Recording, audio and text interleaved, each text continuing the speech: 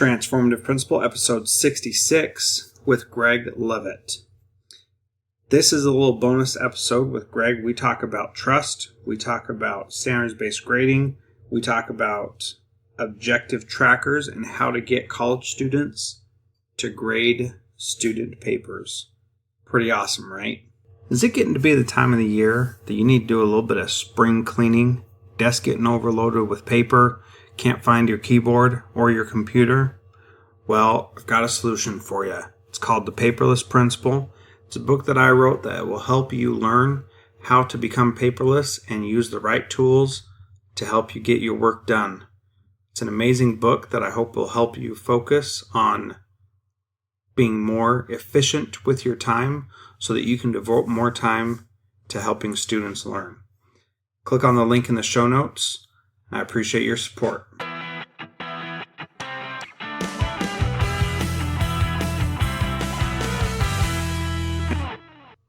Okay, you talked about trusting teachers and how they, you need to be able to trust teachers to do what they're supposed to do.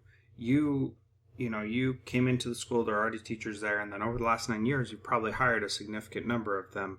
How did you build that trust at the beginning, and how has that trust developed over the last 9 years as you've been working with those teachers that you've brought on and the ones that have stayed there? Well, I would say one way you build trust, and the way I think we've done it at Draper Park Middle School, is not change the program every year.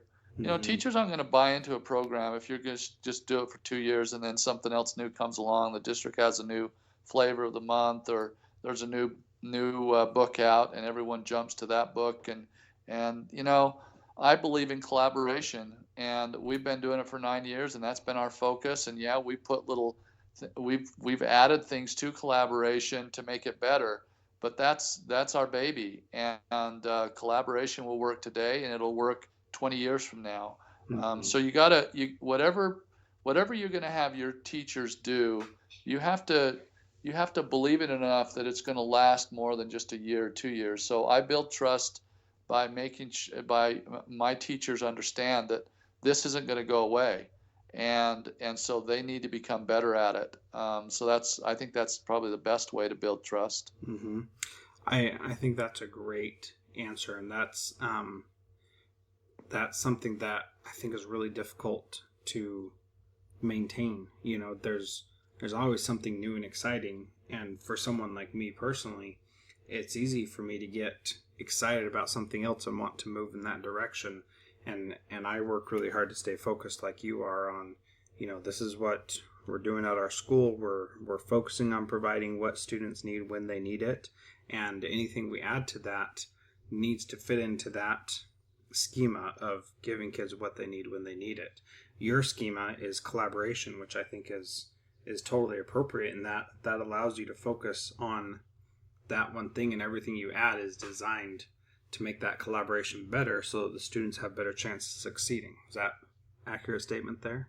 That is accurate. I would just add that I believe collaboration, both on cross-curricular levels and subject levels, are the vehicle that builds valid leadership at all levels, and it also provides the maneuverability for any kind of PD that you want, any new research that comes down the pike, because now you have a forum to make sure that's spread around the building in an equitable and efficient way. Mm-hmm. Yeah, I love that. That is awesome. Is there anything else that you want our listeners to know about that you didn't get a chance to say or plug in your time tonight? No, I would just say that as you get rolling down this collaboration and you add standard-based grading to the equation Mm-hmm. of mastery, and making sure that students, what they're actually doing is based more on what they perform on assessments rather than what they perform on practice work, and you start turning that corner of students mastering their grade is determined by what they actually master, not what they actually do on a practice homework sheet.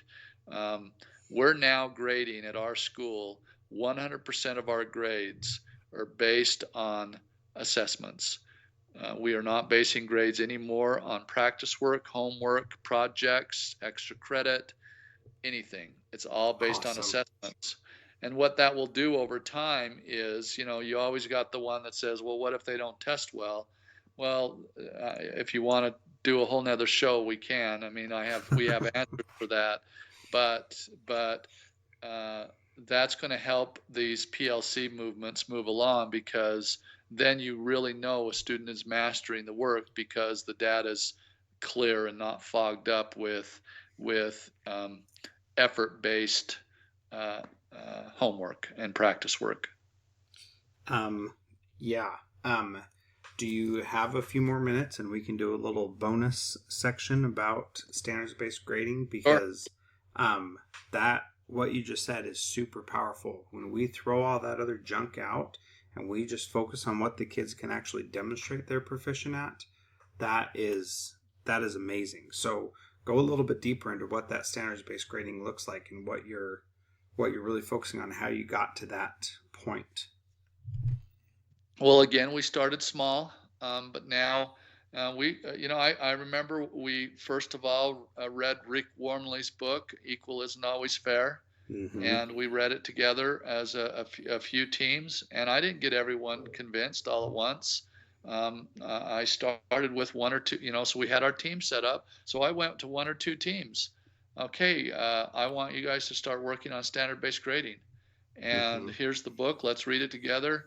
I didn't involve the whole school. I just out of my 9 teams, I worked with 3 of them, one Mm-hmm. per grade level, just so it got a start in each grade, right?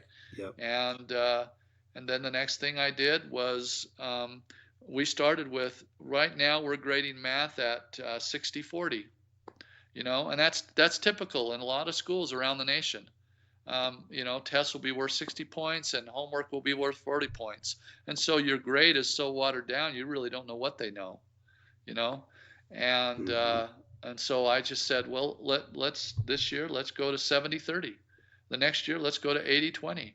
And pretty soon here we are at 100-0, Mm-hmm. where now the community is completely bought in that if you want an A demonstrates what you know, not based on just completion. It's based on what you really know and understand. In English, it's based on rubrics. Our language arts teachers had a hard time with mastery grading because they didn't know how to make it work. So they started building rubrics and making sure that an A meant that it just wasn't pretty and nice, and they got credit for all the spelling was correct, right? Yeah. No, they got credit in the rubric for actual content of the work. And so anyway, it's a big topic, Jethro. It's a big topic, but when you get there, it's amazing. And there's a whole other thing that we do called objective trackers, where the students self-evaluate themselves. Mm-hmm. So every week, a student is given in every class in Draper Park Middle School, both elective classes and core classes. They're giving an objective tracker, and that objective tracker has the I can statements for the week, Mm-hmm. and so there might be 6 I can statements on it, and the teacher reviews those I can statements. This is what we're going to be learning over the next couple of weeks or next week. I want you to rate yourself on how well you think you know these, and then if they take a formative test, they give themselves a 1, 2, 3, or 4 based on each I can statement.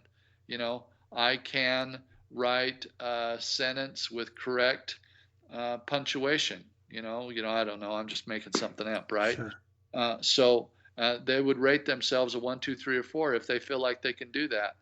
If they can't and they're giving themselves a 2, then the teacher walks around the room and makes sure that they are helping those students that are self-assessing themselves with twos, so that or partnering them up with students that have fours, so that by the time they get to that summative assessment, everyone is on board knowing what they need to do. They also take these objective trackers home then, parents sign off on them, and review with the kids what they should be doing, knowing on a test, so they have an excellent study guide right there. Yeah, that's pretty awesome. So the assessments can be a multiple choice or they can be an essay. What do the different assessments look like? Oh, I don't think we're different than any other school. I mean, we've banned word searches and, crossword type puzzles at our school. We just think that's not rigorous enough, Mm-hmm. So we do short answer, long answer, matching, multiple choice, essay. You know, I will tell you, Draper Park Middle School in language arts now is focused completely on writing. I can't Mm-hmm. remember the last time they gave a vocabulary test per se. Do you see what I'm saying? I Mm-hmm. mean, they're all their work in language arts is writing, and our students are writing, and we've hired aides to help the teachers grade that writing so they can write more and get more feedback. So anyway. Tell me a little bit about that part. So aides are doing the grading. How does that work? So we're on Canvas.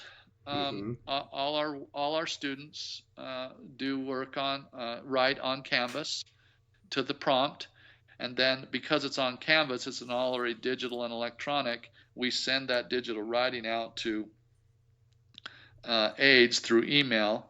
They grade it and send it back to the students. The teacher grades some, but we've hired college students from BYU and Utah State to help us grade, and so these kids have quicker turnaround on feedback. And why did you do that? To make teachers' lives easier? Well, no, the more students write and the more feedback they get, the better they're going to be at writing. A lot of teachers don't write more because it takes them so long to get through the writing feedback loop that by the time they get everyone feedback, all the students' feedback to them, they're just dead dog tired, right? And Mm-hmm. so a teacher, maybe I would say 8 years ago, 9 years ago, our teachers were only having students do, full writing content 4 or 5 times a year.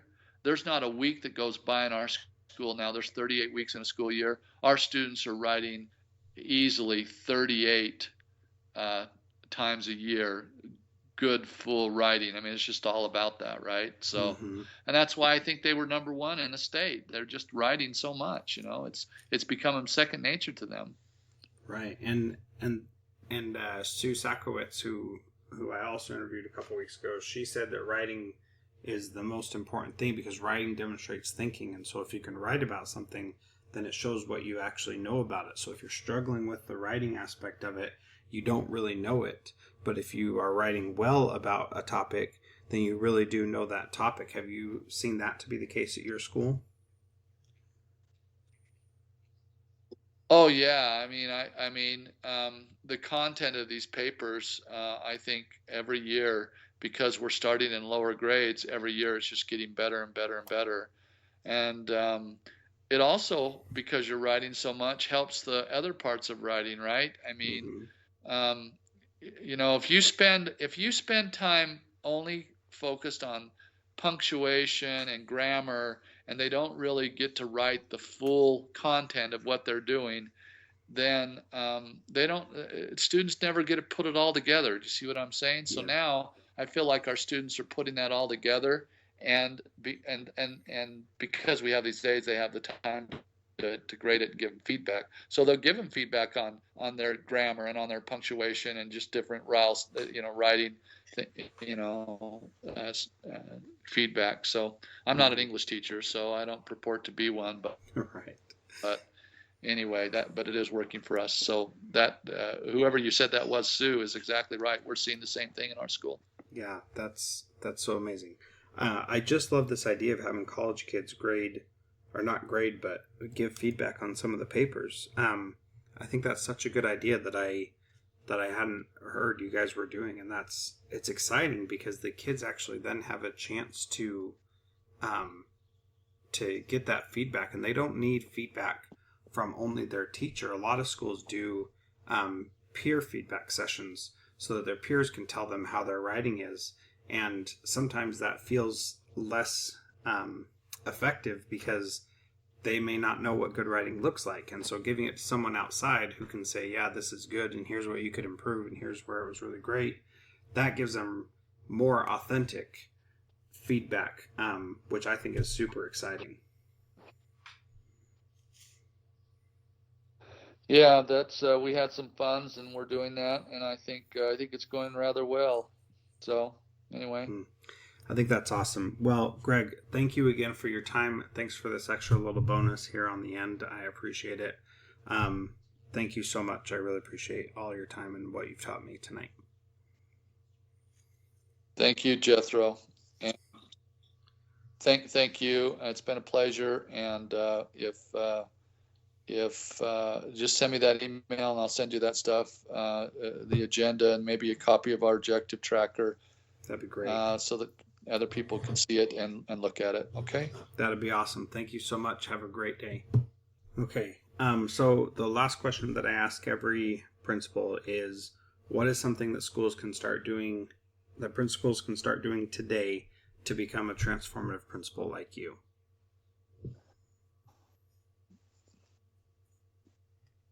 Are you asking specifically on PLC work, or are you asking in general?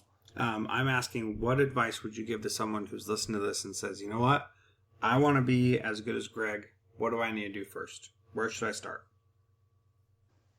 Well, I think if you wanna build a system over time, you need to start and say, you need to think about what you can start in your school that's going to last 5 to 7 years. Because if you can't think of something that's going to last that long, that's meaningful, and that you can build on and not change, then you'll never get there, I don't believe. And so my advice would be that, and if it is collaboration and this subject level team movement, I would start think big and start small. I would find 3 teachers in your building that want to do it. If you don't have any place else to start, I would find 3 teachers that want to do it. I would train them. I would send them to a conference. I would get them excited about it. And then the next year I would add 2 other teams. And pretty soon it's going to get around the building that everyone wants to do this. I think a lot of principals make a mistake by trying to do their whole school all at once, and then you have the naysayers, and then you have this, and then you have that. It can work, but it's also okay to say, you know what, I'm gonna start small, and over time win the race. Mm-hmm. So that's my advice. Yeah, I think that's great advice. Greg, thank you so much for your time tonight. I have learned a ton, and this is super exciting. You gave the same advice that Bill Daggett, the founder of the International Center for Leadership and Education that I interviewed a couple of weeks ago, he gave the same advice. Dream big and start small. And I think that's great. I don't even know if you know who that is, but it's awesome. You know who Bill Daggett is. Okay, good. He was a very inspiring speaker at a conference I went to, and it was awesome. And that idea, start small, that's totally okay.